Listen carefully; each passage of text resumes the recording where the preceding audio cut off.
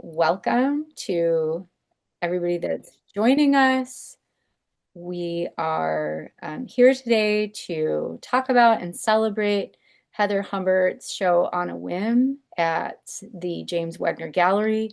We're lucky to have Heather here today to talk a little bit about her work and just expand on some of the themes and some of her processes. So I'm really excited to dive into that. My name is Laura Andrews. I help run the gallery at Riverlands. And I know Heather because we went to undergrad together. So we go way back. And that's just been a really fun connection and ability to see her work kind of um, the evolution of her work. I'm going to hand it over a little bit to Heather before I introduce her because I think she wanted to say a few things. Mhm. So, Heather, if you want to take it away. Thank you. I just wanted to begin by acknowledging that things are incredibly heavy and scary right now, and it's infuriating and heartbreaking and exhausting. Um, I want to recognize and honor Renee Good and Alex Preddy. They were good neighbors and they were helpers. I also want to recognize our neighbors, I'm going to cry, who are rallying, uniting, and protecting each other. This morning, as I dropped my daughter off at school, I waved at the volunteers in the neon vests standing watch and bearing witness in negative 10-degree weather to make sure that the kids are safe. And I cried all the way home. And I'm crying again, and I can't promise that I might not cry while I'm talking today. But with that, let's all take just a deep collective breath. And I'd like to take just a moment of silence before we begin.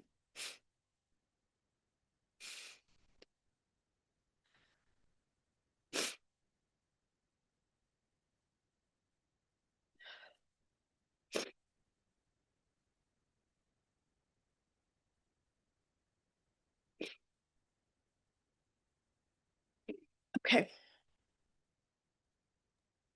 Thank you, Heather. So we're gonna transition over. Again, I'm really grateful that people are here. Sometimes it's nice to just be able to not only kind of be with those feelings, but also, have something that is a little bit lighter and not as heavy. And so that for that, I really appreciate your work. Heather named her show On a Whim, and I think that that really fits that the kind of lightness and sort of the humorous vibe that I see in her work. She creates work that ranges from vibrant and quirky to dark and fantastical. Heather loves telling stories and exploring the beauty of life and death through paint. Many of her paintings tell stories, and they wait for the viewer to kind of interpret the meaning or to connect to the imagery, the eccentric focus, the droll humor in her work. Her paintings sometimes offer a little voyeuristic experience, which can leave the viewer uncomfortable. I'm thinking of some of the toy, some of the toy paintings, or other times feeling like they're part of an inside joke. She's been practicing art for 30 years, holds a degree, in studio art from Lawrence University, which is both of our alma mater. Her background is in printmaking and watercolor, but her focus for almost 2 decades has been creating original acrylic paintings. Heather has always been a strong supporter and advocate of the arts, both personally and professionally. She spent 4 years as a retreat coordinator at the New York Mills Regional Cultural Center. For those of you in the crowd who are interested, I think they still do residencies there. So it's a really amazing space. She was also spent 5 years in a lead administrative capacity at the Minneapolis Institute of Art. Heather coached junior and senior high speech and drama for 4 years and led several in-school art residencies. And during the pandemic, Heather founded the Stick Figure Arts Collective, providing online shows highlighting contemporary artists from across the globe. Heather served 4 years as the Northeast Minneapolis Arts Association building captain for 2010 Art Block Collective, which is your former studio, and currently serves as chair of the board for Minneapolis-based nonprofit Art is My Weapon. In 2025, she moved her studio to the Northrop King building, which is where you are right now, in Northeast Minneapolis. And she's also a member of the Women Made Gallery in Chicago. So welcome, Heather. I'm really excited to just share a little bit of your work. So I was going to kind of go through, I took, it isn't all of the paintings that are in this show, but kind of like a sampling of my favorites, I guess. Yeah. And then I thought we'd take a little spin over to your website and look at a few pieces there. If people do have questions about the work, we can put those in the chat if you don't mind, or we will have a little time for Q&A um, a little bit later. So without further ado, just a little preview of a few pieces in the show. So this is an image. Can everybody see the picture? Okay.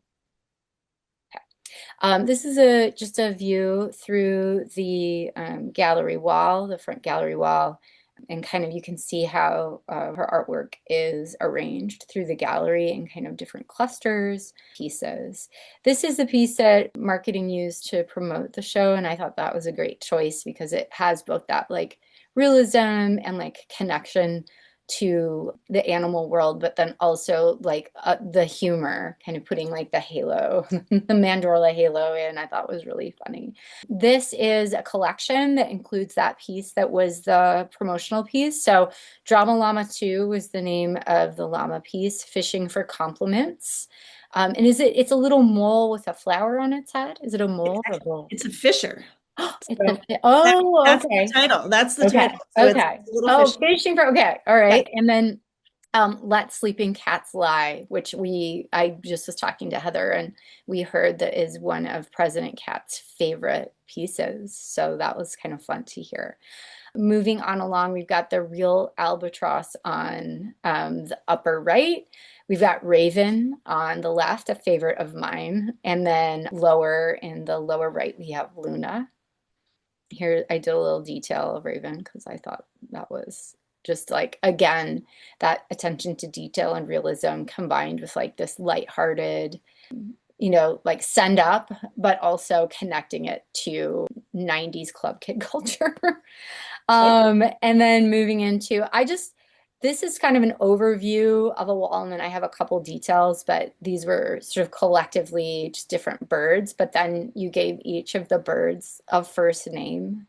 For instance, this is Doug And and I have to give a Ruthann. shout out to Chris, who's on this call, helped me come up with some of the names, and Doug was one of my favorites. But for anybody who's never been to the Bird Barn at the Minnesota State Fair, this was my first year, and 10 out of 10 would recommend. Gonna do it again. And I especially loved all of the really crazy pigeons. This is a pigeon, and then all of the wild chickens. I was like, what is this bird? Is it a puffin? Is it a chicken? It's a pigeon. Okay. And Pigeon. then Yeah. and then Ruthann is a type of chicken, right? Mhm. Okay. All right. Cool. This is one of my favorites, the Morgan. So I remember when you painted this. I'm going to ask you, well, maybe I'll ask you now. So we're segueing sort of, we went from like animals and birds, and then like I try to group them. We're moving into some more portraits. I feel like there's a through line of whimsy and like connection to the natural world, but that you have sort of like within that clusters of subject matter. What is behind, like what are some of your connections to this piece? Like it's just very evocative for me. So this one has multiple layers. There is a group that I show with quite a bit here called the Otherworldly Arts Collective, and they do an annual show called Gods and Monsters. And so this is a very good friend of mine who is very, very Irish. And, the Morrigan is one of the goddesses, and, depicted by crows, is a witch that can kind of transform. And so there was this beautiful, striking picture of her that I had, and it was kind of witchy looking. And I thought this would just be a great juxtaposition of kind of her heritage and the the Morgan, and just all of it came together for this piece. And I love skulls. I really, as you have noticed, lots of birds. I really enjoy birds a lot.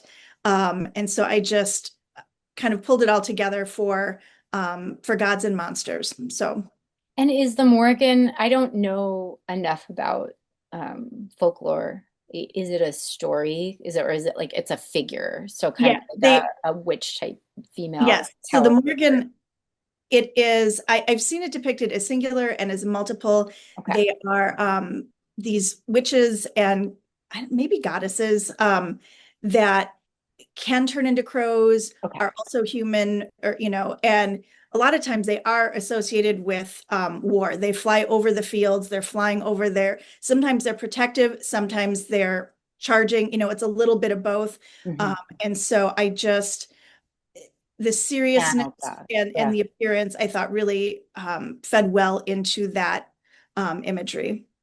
Very, very cool.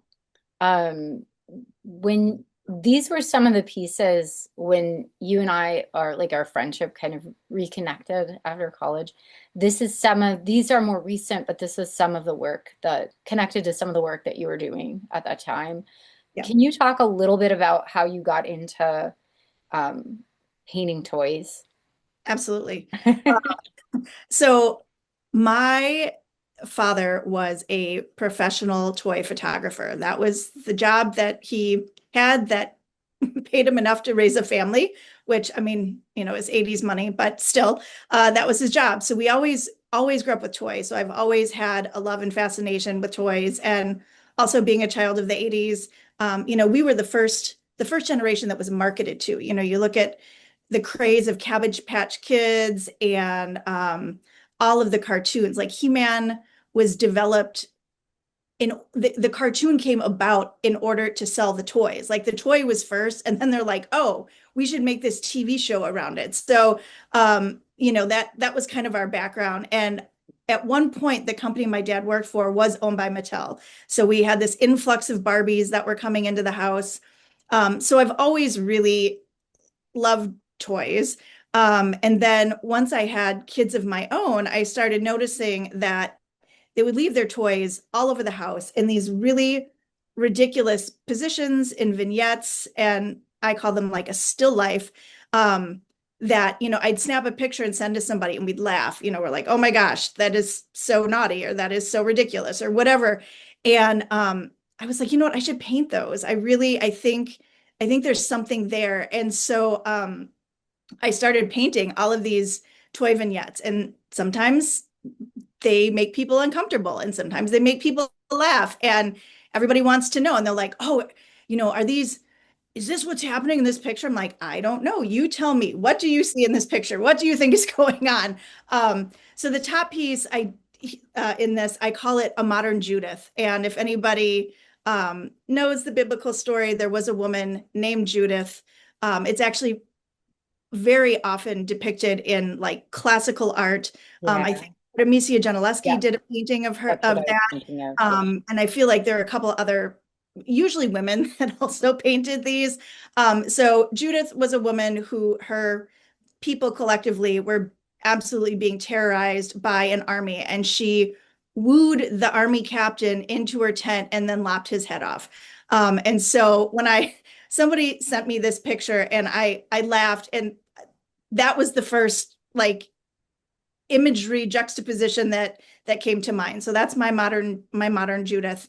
And the bottom one, I this one has had so many names. It's been fancy I and it's love been Fancy Ken so much. yeah. So that's Fancy Ken. Fancy Ken reminds me of when I was little, I would raid my great grandma's jewelry box and then put everything on, like, and be like, Yes. and it's like the rule was you got to put it all away when you're done. So, Yeah.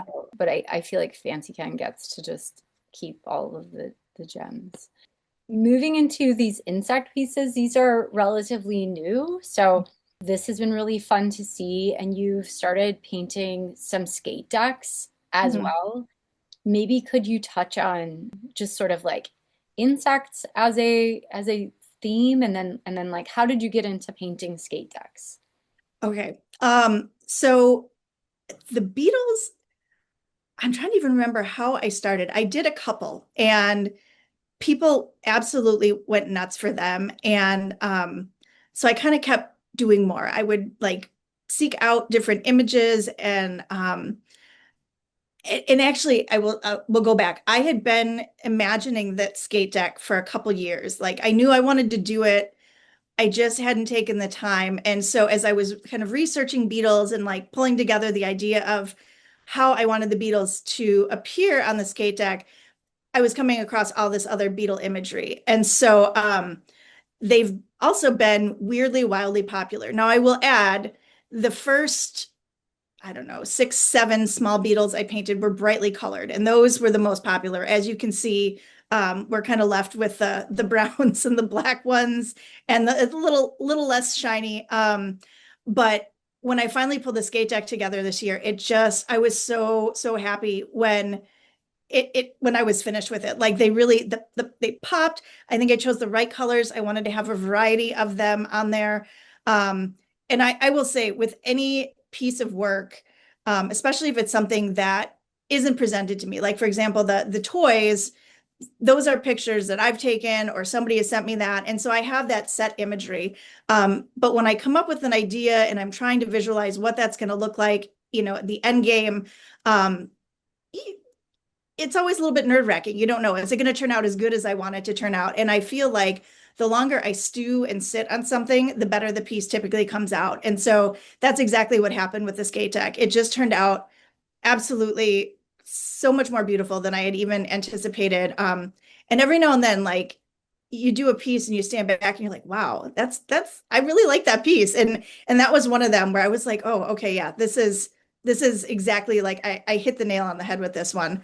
And then, the piece on the left, that was kind of a lot of people said, oh, we'd love, maybe a smaller piece. And so I created that as kind of a companion piece. They don't have to go together, but if somebody wanted something smaller or a little bit different, that was kind of that piece.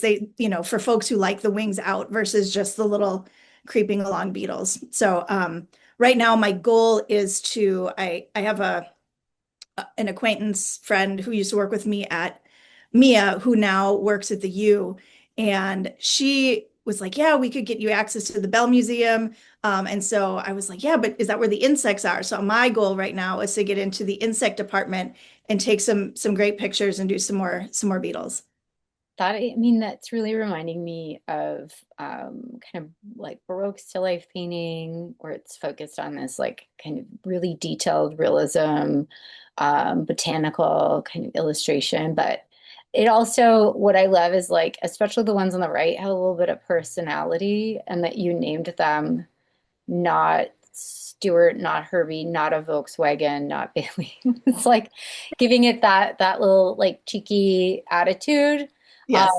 So I connect to that 100%. It's like there's also this feeling of like the detail and the beauty, but also combined with like a little irreverence, which I Yeah. always appreciate so much Well, in your and work. the ones that I have sold were not John, not Paul, not Ringo, not George, and not Yoko. So those are the ones that I sold. Uh-huh. And the other thing too that I have to say I love about the insects, particularly the ones that are the wings out and a little bit more look like they've been pinned.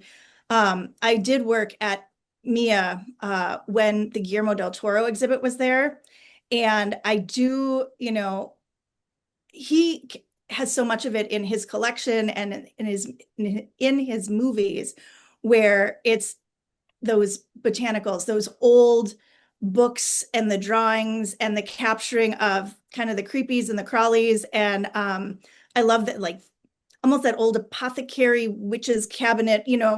I like that look. And I feel like the skate deck kind of captures that as well. So, Love it. This is another kind of favorite pairing. This is from a bigger kind of collage of pieces. These feel like they're, especially the next, like this, and then these were part of that bigger grouping, but I thought it would be easier to see them as details. mhm. Can you talk a little bit about, I mean, you did our earlier about the Morrigan, but maybe about like mythology or how do you bring in that otherworldly element, or like how does that come into your work for you? So the Morgan piece was the first one that I did. Um, and I am not terribly well versed in, you know, Celtic and Irish mythology. I read it, but it's not my main interest. These pieces are all part of a series that I'm actually working on. And sometimes I do work in series. Sometimes I do a lot of one-offs. Sometimes I work in series. And so this is part of a series that I am building on right now that is, oh, I see we have a question. The medium is acrylic paint. And so it's painted directly on the wood. And then I do seal them with an acrylic UV varnish. Um, but this is part of a series based on predominantly Finnish, but some other Scandinavian folklore. And I am half Finnish. That is my background, my nationality, or my mom's parents' side. And so it is a mix of folklore as well as some of the old beliefs. And so the piece on the left is called Sielulintu. And in kind of the Finnish culture, there's a belief, it's called a soul bird. And so it's this bird that comes to you when you're born with your soul, and then it watches over your dreams, and then it takes your soul away when you die. And which I think is just such a neat concept. And in some Finnish cemeteries, you can sometimes see headstones that have like little birds that are on them. Um, I'm trying to remember that there is a traditional bird associated with that. But this is where kind of my interpretation of some of these have come in. I personally love corvids. And so this is kind of my own personal soul bird that I've painted.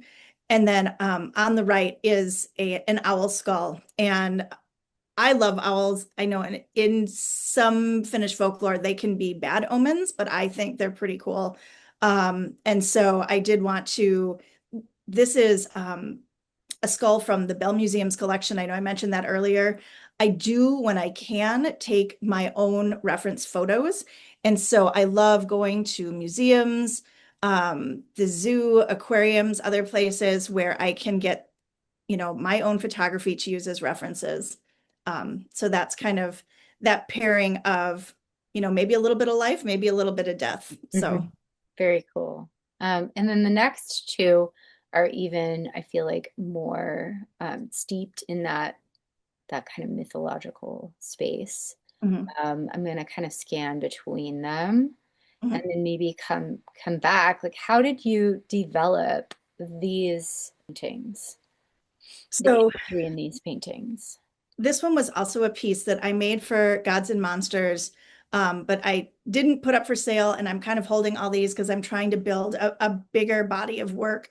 So this is called The Witch's Son. And in at least three or four of the stories that I have read, I have this wonderful book that was given to me from my great aunt when I was very young, and it's called Tales from a Finnish Tupa. And they're all these really fantastic Finnish folk tales. And in a lot of the stories, these witches come in and they disguise themselves, and they are often brought, how many witches, how many queens, I don't know, but they're often brought in to help the queen have her baby. So they come in almost as a midwife. And after the queen has her baby, the witch will often switch her babies for the queen's babies. And the witch's babies are always crows. And so when I was planning for the show, I had had a couple ideas. I actually had crows. And then I love the idea of it being like this half crow, half child. And then one of my favorite art terms, thinking all the way back to our art history classes, Laura, a pootie, right? So those are the That's what it little reminds me angels. of. Yes, the little angels or the little Cupid children in old, Renaissance style paintings. And so I decided to kind of go with that as the body type, and give him his little halo, even though he's almost like a little trickster, and left by the witch. So that was kind of that was where that idea came from and I how that I came to be. love it. How about this one, which is so like just evocative of like fire and nighttime. Yes. So, we are living in a very political time, and I go back and forth. My work is and tends to be very whimsical. And I struggle with, art has always been political. Often artists are the catalyst for change. And should I be more political? Should I not be more political? A lot of people have said, no, Heather, absolutely, we need the whimsy. Um, and this piece, as I made it, it didn't even click until afterwards. I'm like, holy cow, this is kind of a powerful piece. So this piece is called Laikio, and I hope I'm pronouncing these correctly. My Finnish is not. It's a very hard language if you've never heard it. And so in folk tales, these are little spirits. So as you're walking through the woods, particularly at night, you may hear giggling or laughing or crying even. And so the idea is that these little spirits would draw people into the woods. And these spirits were um, babies and children that were left in the woods to die, like the unwanted children.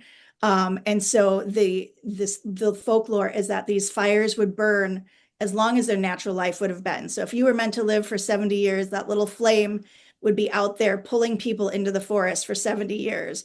Or if maybe you were meant to live till only 40, they would burn for 40 years. And it's just a reminder that you know, people didn't have choices. And it's interesting that that is how the folklore developed, and that they were out there haunting people. And so that is what this piece is about, these children that were forgotten and left, or maybe not forgotten, left purposefully in the woods. So That's yeah, really so not cool. all of it. I've never heard that story before, but it makes so much sense. Like you hear, even like a lot of folk tales connecting to things that happen in history, like kids Mhm, being during the little ice age and everything when there was such food shortages. mhm.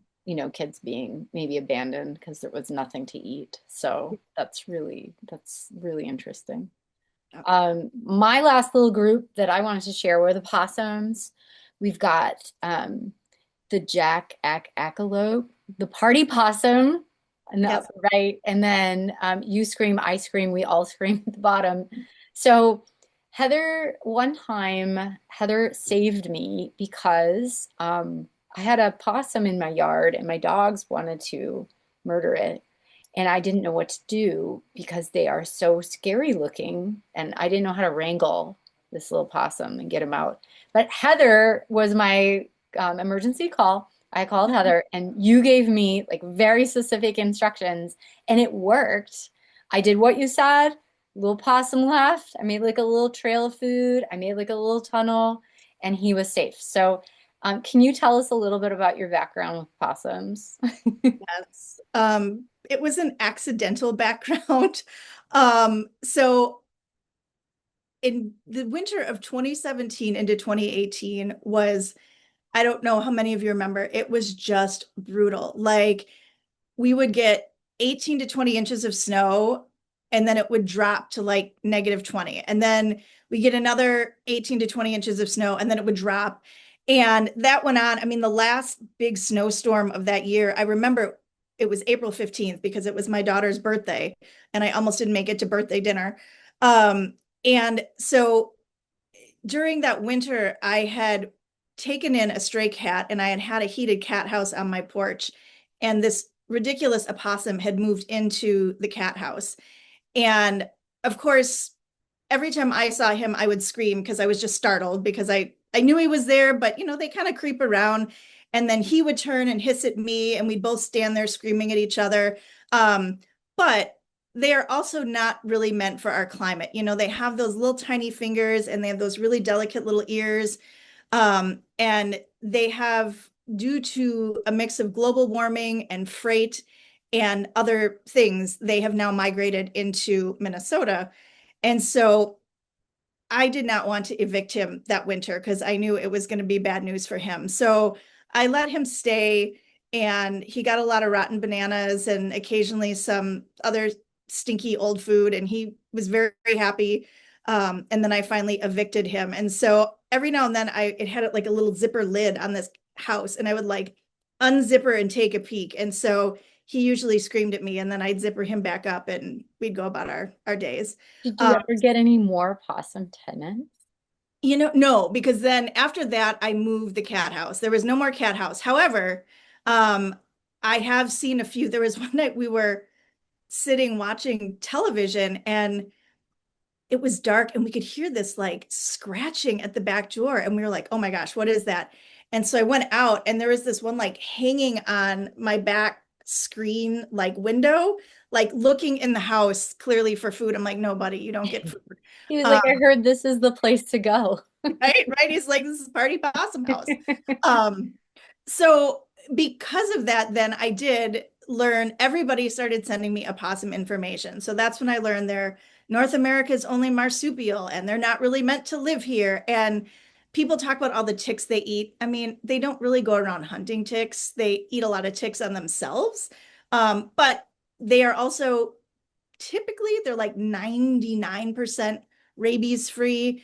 And they will, this was the point that sold them for me. They will eat other small vermin. So they will eat mice, they will eat things. So I'm like, hey, if you want to stay in my yard and take care of all the little other critters that I don't want in my house, he could stay. So that is, it has inspired a lot of opossum paintings. So yeah. I love that background. Thank you for sharing that. So I'm gonna quick share your website just so folks can navigate to it. And I'm gonna put it in the chat real quick. Boom. So if people want to go to it separately, and just taking a little stroll, I think is very rewarding because it kind of goes through some of what we've covered, but then you have sort of these different thematic areas that folks can kind of explore a little bit more information or see, in greater detail some of the paintings. And then you do keep it updated with like news. You also have an Instagram, if you don't mind throwing that in the chat for people. They might be Oh, sure. interested following you. This is a shot, I think, from your new studio space Mhm. in the Northrop King building. So really cool to kind of see that. And if folks end up visiting Art Whirl, that could be a nice little stop. What floor is it on again? I'm on the fourth floor, so it's Studio 404 in the Northrop King building. So Okay, cool. I always recommend Oh, go people ahead. start at the top and work their And way then down. work your way down. Okay. I do have a few questions from students that I'm gonna ask you, and then I think we'll just open it up. If other people have questions, just throw them in the chat, or you can just say them out loud. But I was gonna ask, what are some of your influences? Like you told us a little bit about your influences with toys and like kind of how you connected through the possums or through folklore, Finnish folklore. But are there, maybe I would say more like, what are you really excited about now and being influenced by right now? Um, Gosh, I am, like I said, I'm trying to do a deeper dive in the Finnish folklore, and the Scandinavian folklore. I still continue to love to do animals. Do I have it here? No, I don't have it here. I keep a whole notebook full of ideas, right? So there's like the animal section, there are the people, the people section. I do love puns and wordplay. So, if I can find something that's just really silly and makes me laugh, I'm like, okay, that needs to happen. I just recently, one of the studios in Northrop King hosted a cat show, and I mean, anybody who knows me also knows I love cats. I've always, at one point, I had five, which was too many. Now I have three, which might be borderline too many. But I used to work for an animal rescue, or volunteer, I should say, at an animal rescue when I lived in Chicago. And so when they did the catch, I'm like, yes, I will participate. And so I've made a few pieces for that. And honestly, that's sometimes I will admit I struggle because when just coming up with the title of the show, Laura, you and I talked about it, and I was kind of trying to find a through line. And I get to a point sometimes where I'm like, oh, I need to paint something. I want to make something. And so I just will randomly be like, well, okay, I've never painted a bird before. So that's kind of what started the birds. I'd never painted a bird. I'm going to paint birds. Then kind of the Beatles too, like, oh, I should, I want to do something colorful. And so kind of the Beatles came a little bit to life that way. But then I also do love doing different shows. And so, you know, I look at them as ways to push me in new directions. So doing the Gods and Monsters, that same group used to do, this was the last year, our 2025 was the last year. They'd done it for 10 years, a unicorn art show. So every year I was coming up with, okay, what can I do that's new and different with unicorns this year? And so they also, I was very excited. They did a paleo show this year. So that was where the dinosaur pieces that are in the show came from. So I enjoy trying new things, but admittedly, when people say, what do you paint?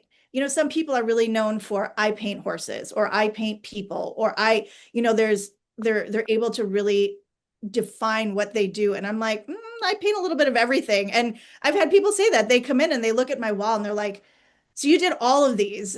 And I'm like, yes, I did all of these. And they're like, wow, like there's a little bit of everything. I'm like, yes, there is a little bit of everything. And so in some ways it's great. And I think some ways maybe it might be a little bit easier, at least on paper, to have more of a through line. But I just I just like to paint what I paint, and it's all on a whim, as the title says. So And I feel like the style that you paint in creates the style and the sort of overall perspective that you have to me creates the through line. Another question, which did come up, I think, from Tess, is your process or your medium. And you said it's acrylic. A lot of these are on panel. A couple were on canvas. Can you Mhm. talk a little bit more about your process from kind of like how do you start your painting and like how do you, because they seem very layered and like richly layered. Could you talk a little bit about that for us? Sure. So like I said, I a lot of times, before I was an art major, I was an English major. And so I oftentimes start with writing things. So like I said, I keep a notebook. A lot of artists will keep a sketchbook of their ideas. I keep all of my ideas written, and then I like handpick, and then that's when it moves to the sketchbook. And so I will oftentimes, once I have the idea and I'm working, I'll do some sketches, and then that's when I get to the point where I feel like, okay, I'm really ready to move this from sketch onto panel or canvas or whatever. That's when I will actually pull like hardcore reference photos. Like I can look at my sketch and be like, okay, this is great. And sometimes the sketch is fine and I can move it. Other times, I need to refine the ears of something or the face or whatever that is. So that's when I pull out the references. And a lot of times what I'll do, let me see if I have my sketchbook here. They end up being something as simple as just a line drawing. So I'll do a sketch with pencil. I'll go over it with the black, and then I will use tracing paper and some carbon paper to transfer it. So like this piece is in the show there. And Mhm. so you could go and see how I almost, once I do this and transfer it, it becomes almost like a coloring book, right? So I'm going in with my paint and I'm shading it and I'm creating it. And I had done this particular, and what's nice then is I have this as a template. So if I ever want to recreate it, make it bigger, I can just blow it up. Or if this had originally been just a little sketch painting that I did in just grays and whites a long time ago. And when the paleo show came up, I was like, you know what? I really want to revisit that. And so I did it that time more in the actual fossil colors of the yellows and the browns and the warmer tones, and then threw a little bit of teal and copper in there for a pop of color. So that's again, that's taking one idea and transferring it into two different pieces. So, And then do you build up like one thing that I really love about how you work is just the richness of the color.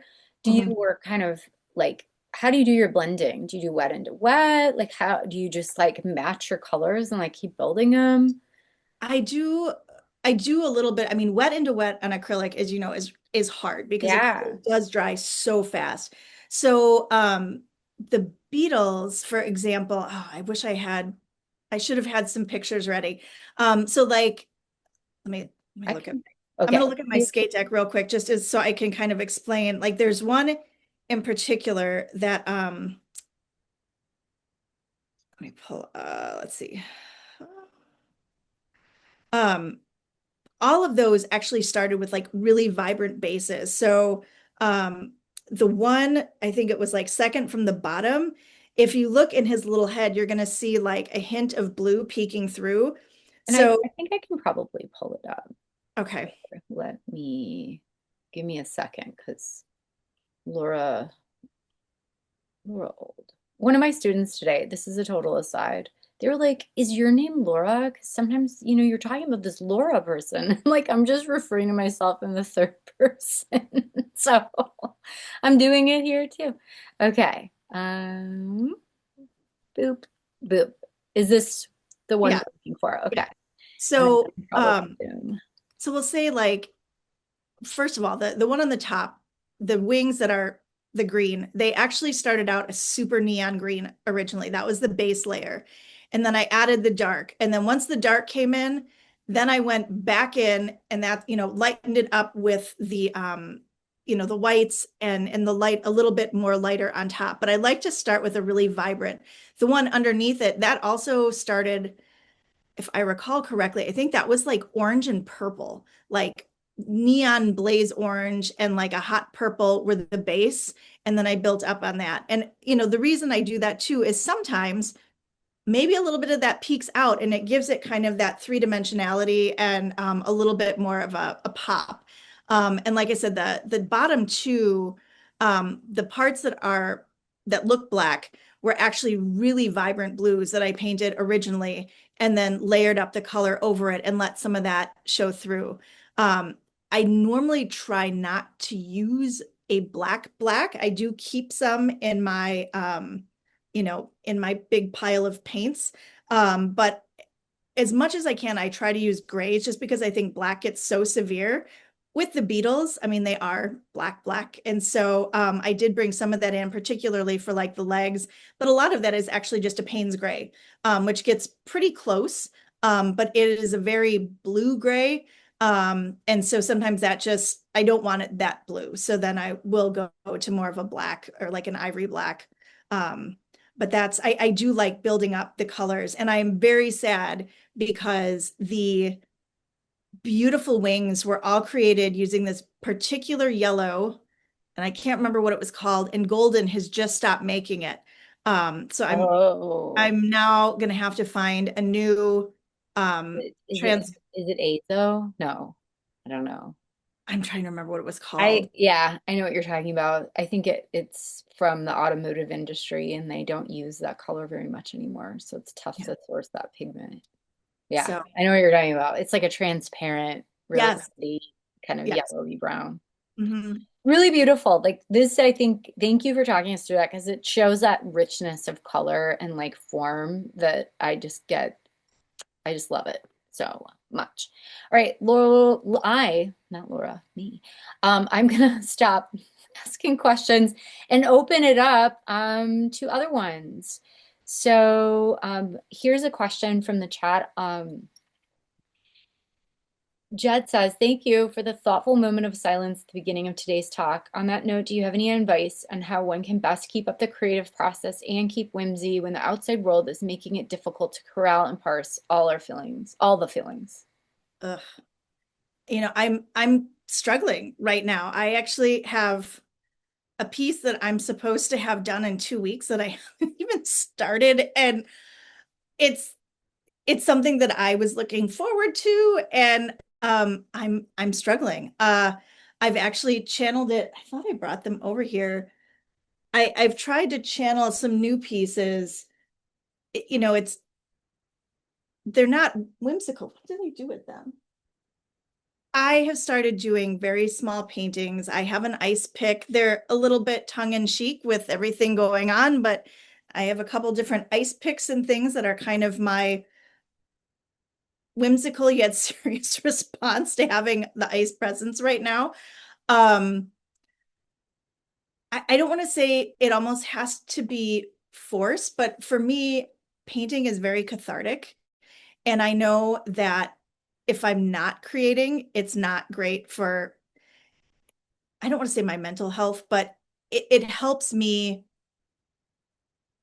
refocus and rebalance and do all of that. And so I have been pivoting and trying to figure out ways where I can make a statement in my own way, because I can do all sorts of things that are that make statements, but I also want it to I want somebody to look at it and be like, oh yeah, Heather made this, and that it's not just performative. I want it to be something that comes from my heart and feels genuine, and they'll be like, oh yeah, this is weird. It's Heather's, but we get it. And so there's that piece, but then yes, there is, I mean, every now and then, yeah, I'm gonna have to paint another opossum just for because it makes me smile. And I do think, I mean, that's part of it too, is self-care. When everything feels this heavy, we also have to be able to step back and breathe and take the time for ourselves. And we still need to laugh, and we still need to be around community and be around other people. And when everything feels really heavy, if you can have that moment and you can smile and you can just be transported briefly, I think that's really helpful. And it's hard, but I think for me, once I start painting, and I'm sure maybe other folks here have had this experience, the other creative people, where you start working on something. And for me, I either, I always have my headphones nearby, and it's either I'm listening to great music or I'm maybe listening to an audiobook. And all of a sudden I stop and I've lost 3 hours of time because I'm just so into what I'm doing. And it really kind of helps me go somewhere else for just a while. And so I think that's really important too. Very cool. Thank you for answering that. Does anybody else have questions? You can either unmute yourself and ask them, or you can throw them in the chat if you would like to.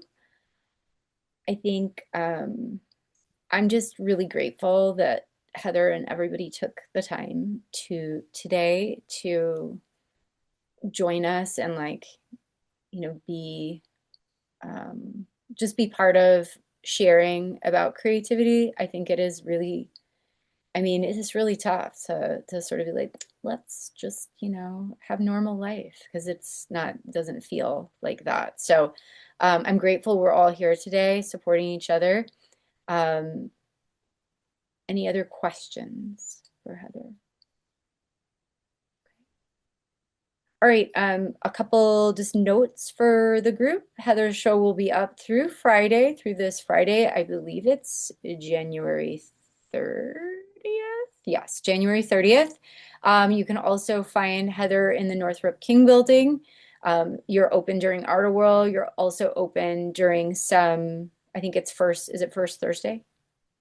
So we do things called Northrop King Nights. So like Okay. 3 times a year they have weekend events. I think we're looking at bringing back the first Thursdays as Okay. well. Um, there are open studios every Saturday. I am not necessarily there every Saturday, but I am definitely there for the big events. I would also like to add, Laura, I started school at a 2-year college. I don't know if you knew that. But I started at a community college in Chicago, and I did that for 2 years before transferring to Lawrence. And I'm a big fan of that path, if that is your desired plan. I think it is very smart. I know I got an amazing education where I was at. Before I did transfer out, I had awesome professors. And yeah, I'm a big fan of community colleges. And that's actually what my oldest is doing right now is, as she tries to decide what next steps are for her, she's taking some classes at St. Paul College. So Very cool. Thank you. Thank you for that. That's really nice to hear. Heather, what is your Instagram? that is, that's a good question.